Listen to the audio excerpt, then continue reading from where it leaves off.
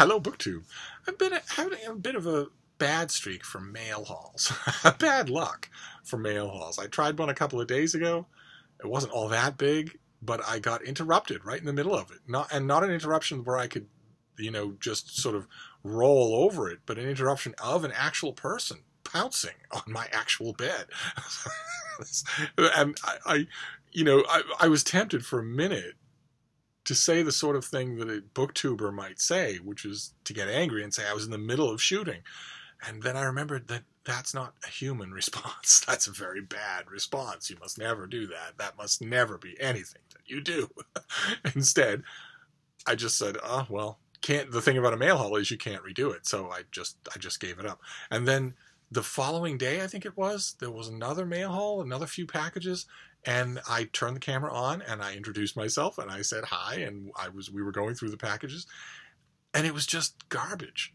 I hate to put it that way. I try to give every book their due, but sometimes, and it wouldn't ordinarily be a death knell if it was one piece of garbage in the midst of more interesting books, but instead this whole thing, there was nothing in it to talk about. Nothing. Not only did the books not look interesting, but I didn't know anything about any of them. I'd never heard of them before. They weren't anything that I'd requested or heard about or anything like that. And that's not...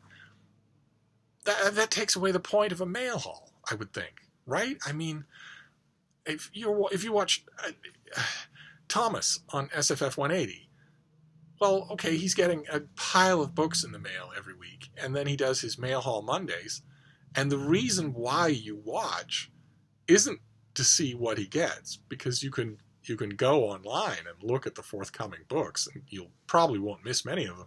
No, it's to see what he makes of them, because he has read a million science fiction novels, and he knows a lot of the authors and has been in the business, in the game, for a very long time. That's the reason that you watch, not just to see the pretty new books, but also to see them filtered through him.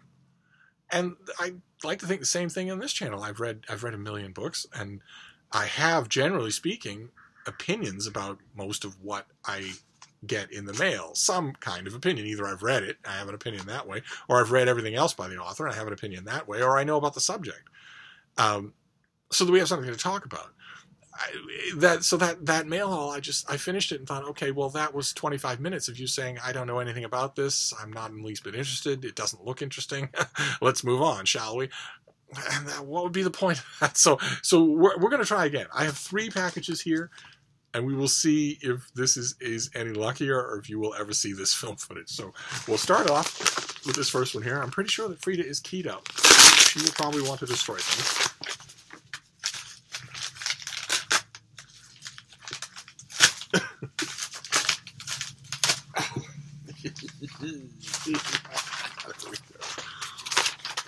All right, so what have we got here? Okay. Okay, so this is a novel. I think it's a historical novel. I think I requested this. This is by Claire Clark, and it is In the Full Light of the Sun. I believe this is yet another. We've mentioned on this channel that this is just a flood of historical fiction, of really high marquee historical fiction coming out in 2019. Let's see here. Hedonistically and politically turbulent, Berlin in the 1920s is a city of seedy nightclubs and sumptuous art galleries. It's a place where Julius, a wealthy art critic whose wife has left him, Rockman, an art dealer one failed sail away from sleeping on the street, and Emmeline, a defiant young art student determined to prove her mother wrong, may never have crossed paths if not for their astonishing group discovery, 32 never-before-seen paintings by Vincent van Gogh. But are they truly Van Gogh's? Based on a remarkable true case of forgery, In the Full Light of the Sun delves deeply into the complex relationships between Julius, Rockman, and Emmeline as they navigate a Germany on the verge of war and an art scandal that leaves them all complicit. I wonder if I know the art scandal here. Claire Clark showcases a generation of Germans determined to put the humiliations of the past behind them in a novel as spectacular and timeless as the paintings at its center. With her signature impeccable evocative historical detail, Clark brings us to a gripping story of beauty, justice, and truth that may be found when our most treasured beliefs are revealed as illusions. I wonder if I know the forgery that is the basis of this book. I read and reviewed. I had a ball reviewing a book about an art forger who was revealed in just about this time. I'll have to find that review and see. Although that was Vermeer, I believe, and not Van Gogh. And once again, as with March Mystery Madness, the clue prompts are wedding related, something old, something new, something borrowed, and something blue. And with those prompts, I immediately thought of a fantastic moment from Doctor Who, which plays on exactly that quartet of characteristics. And of course, those of you who are Doctor Who fans will know that when Van Gogh's name comes up, another fantastic moment comes to mind. One of the most beautiful moments in any incarnation of Doctor Who, even though it's a Doctor I can't stand. I'll have to remember to find that moment.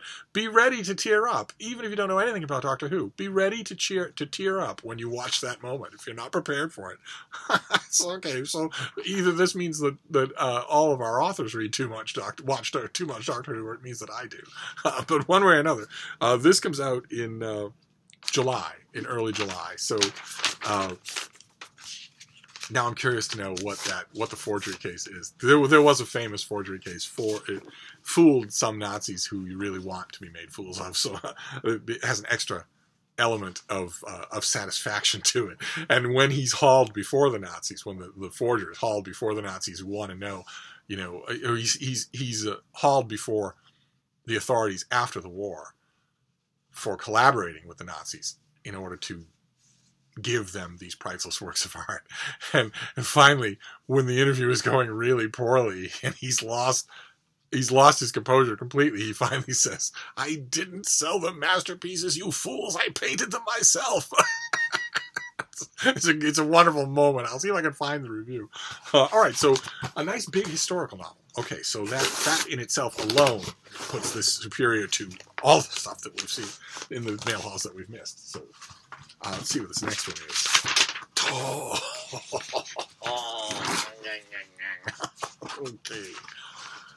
Okay. This comes out in mid-May. This is also a big, hefty historical novel. I wonder if Britt is watching. If she isn't, she should be.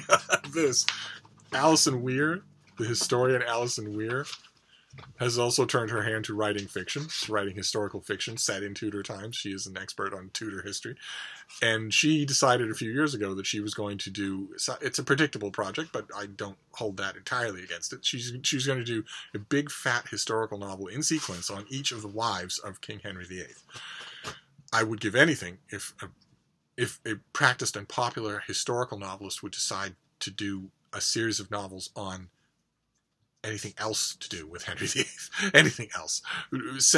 Do a novel of each of his famous opponents or administrators, so Thomas Norfolk, Thomas More, Cranmer, Cromwell, do something like that rather than just the wives. But Alison Weir decided to do that. She wrote, the first book was on Catherine Aragon, and it was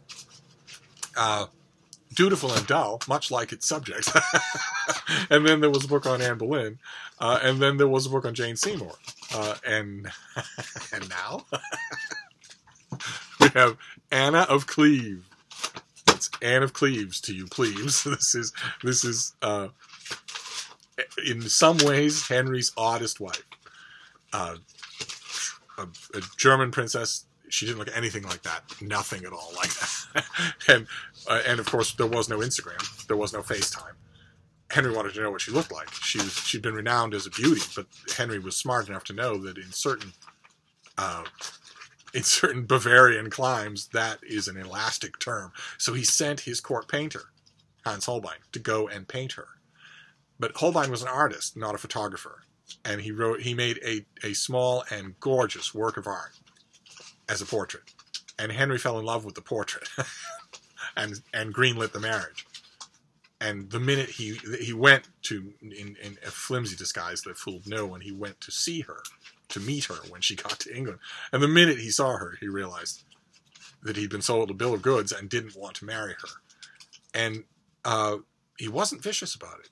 It's very strange. It's a very strange window on Henry that you have to think when you read the histories, may have been the real Henry, and that maybe the frothing at the mouth, foaming on the carpet madman who's in, for instance, Hilary Mantel and every other Tudor historical novel might not have been the real guy, because he didn't fly off the handle. He didn't, steal her dowry or have her executed or have her imprisoned or anything like that. Instead, he immediately treated her fairly. He realized how awkward it was. He had her fashioned as his beloved sister, and generously pensioned for the rest of her life. She outlived all of Henry's other wives, I think, and was never troubled at all. And this has to be the longest Anne of Cleves novel that has ever been written. Oh my God, I can't believe it. So this comes out in May, and the reason I mentioned Brit, she's a booktuber, and she and I have been belly aching for years that people just don't pay any attention to this weird wife who is in some ways the strangest and most interesting of all Henry's wives. They don't pay any attention. They don't go over to Germany and consult any kinds of original records that have to be there and have to be unconsulted. They don't parse together what it means that Henry was so even-tempered and understanding and generous to her for the rest of her life. And we'll see if this book does. What have we got here? This is the little-known story of Henry VIII's fourth wife, a chosen sight unseen after his beloved previous wife died from complications giving birth to Henry's only son. By that we mean his only legitimate male heir. Newly widowed, Henry VIII realizes he must marry again to ensure the royal succession. 48, overweight, and suffering from gout, Henry is soundly rejected by some of Europe's most eligible princesses. Anne of Cleves, from a small German duchy, is 24 and has a secret she is desperate to keep hidden. That part is probably novelist invention. Henry commissions her portrait from his court painter, who depicts her from the most flattering perspective. Well, that's one way of putting it, yes. Entranced by the lovely image, Henry is bitterly disappointed when Anna arrives in England and he sees her in the flesh. Some think her attractive, but Henry knows he can never love her. And this is her story. This is a novel. An enormous historical novel about Anne of Cleves. Fantastic. All right, well, it's right around the corner, so I will get to this week. And I just have to hope that I will like it. I kind of like the Jane Seymour novel a bit. Kind of like the Anne Boleyn book a bit. The one I'm worried about, I mean, I've been interested in all of these things. It's a strange thing when a historian, a trained historian, writes historical fiction. Often they can't let go of the cautions and the reflexes that guide them as historians, and so they end up writing very cautious prose, very cautious fiction. When that's not, you have to change hats completely. You can't just do it by degrees. Carolee Erickson is another fantastic historian who also writes historical fiction and often runs into the same problem. So we shall see. The one that I'm worried about is not Anne of Cleves. It's Katherine Parr, the final wife. She's my favorite of all the wives, and she's the one I think is the most interesting. And she is tremendously hard to get right on the written page. People have tried many times, and I've been right there when they did. So in fact, I wrote about some of those. If I remember, I will leave a link to them. But so far, we are 2 for 2 in terms of epic historical fiction. So let's see what this last one is. Oh, it's heavy. It could be something big. It could be big, Bean. It could be big. Ooh.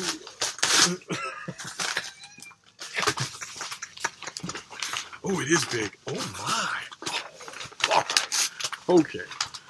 Oh, my. All right. This is also in May. This is also Tudor era. This is the real deal. This is a gigantic biography. Oh, my. Kind of thought we'd have to wait till the end of the year to get biographies this big and this ambitious. Wow, fantastic. Okay, this is by Geoffrey Parker, and it is called Emperor. It's a new life of the Holy Roman Emperor Charles V. Great big thing from Yale. Fantastic. Emperor Charles V, ruler of Spain, Germany, and the Netherlands, and much of Central and South America, has long intrigued biographers. But the elusive nature of the man, his restless travel, and his control of his own image, together with the complex systems governing the world's first transatlantic empire, have made him a challenging subject. In this book, esteemed historian Geoffrey Parker draws on sources written in Dutch, French, German, Italian, Latin, Spanish to create a masterful and groundbreaking new portrait of an extraordinary leader. Oh, I am so on board. And why do I know Geoffrey Parker? I feel certain I've read more of this guy's books. We'll find out. Parker, the author of many books, including the acclaimed Global Crisis, is one of the world's leading historians of early modern Europe. In Emperor, he explores the crucial decisions that created and preserved Charles's vast empire, analyzes his achievements within the context of both personal and structural factors, and scrutinizes the intimate details of the ruler's life for clues to his character and inclinations. The result is a unique biography that interrogates every dimension of Charles's reign and views the world through the emperor's own eyes. And you see, this is a perfect example of what I talked about when I say that sometimes books really need to be big. They really need to be mammoths. I don't know. What are we going to do? Well, the advanced copy probably won't tell us. What are we going to do for pages? Oh, almost. This is 736 pages. It's almost a mammoth. Let's see. Geoffrey Parker is the Andreas Dorpelin Professor of History and Associate in the Mershon Center at Ohio State University. Good Lord. Ohio State University.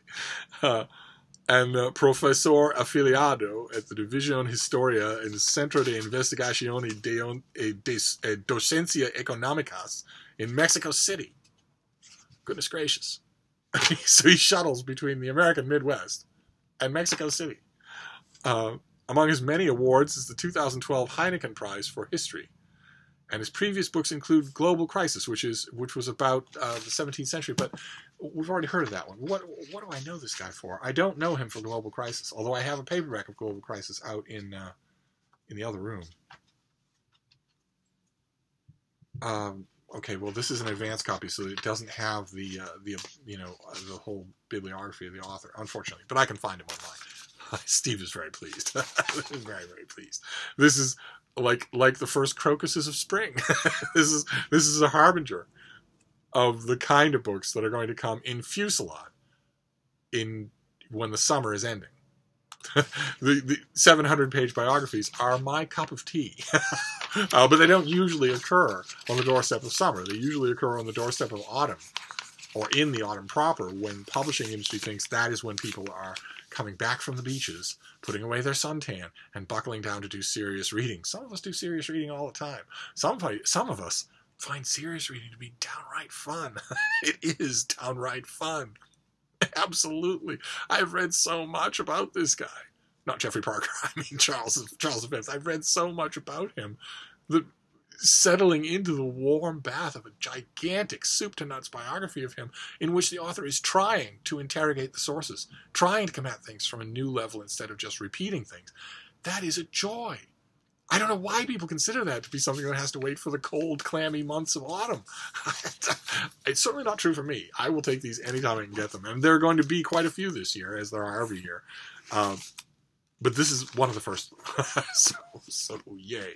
So what? So far on this channel, just in 2019, what have we seen? George Marshall and the Emperor Charles V. And that's it, right? There haven't been any others so far. It's been George Marshall and Charles V, I think. I'll have to look into that and see. But anyway, a much better mail haul. So we have Charles V, a gigantic new biography of Charles V, 736 pages. I bet that the people organizing March of the Mammoths would allow this. And then we have Anna of Cleve, a gigantic historical novel, surely the longest historical novel ever written in English, of Anne of Cleves. And In the Full Light of the Sun, which is about art forgery in the early days of the Nazi rise to power. And I'll have to read up and see what case the author is thinking of, but I distinctly remember books on another case just that fits that description that I really liked. So I guess I've got a lot of researching to do before I post this video. But I'm going to wrap this up for now. But I will be back. For all I know, we might get another mail haul, and this might turn everything around. I'll see you then. Thank you, BookTube.